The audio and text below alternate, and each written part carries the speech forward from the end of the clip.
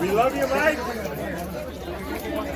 You might say there were a number of winners coming out of the unusual Iowa caucus this year. Pete Buttigieg and Bernie Sanders as top Democrats, Donald Trump for sweeping the GOP caucus, and former New York Mayor Michael Bloomberg for sidestepping the whole mess.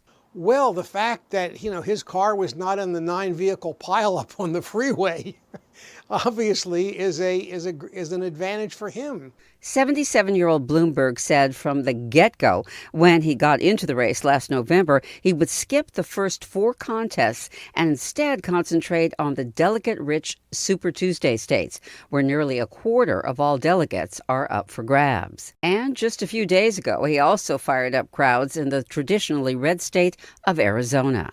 Republicans think this is a red state. Some Democrats say it's purple.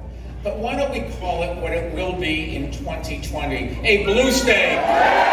And after the murky outcome in the Hawkeye state, Bloomberg's campaign announced it was doubling spending on television commercials in states where he is already on the air and will expand his campaign team in the field.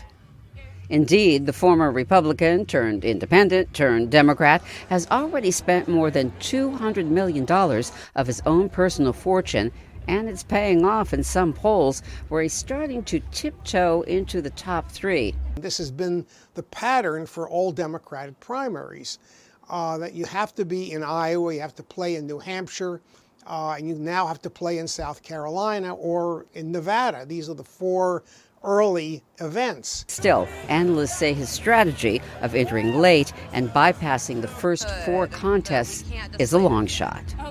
But Bloomberg says those are old rules and that he can win without competing in those states first. And he's putting his money, a lot of it, where his mouth is.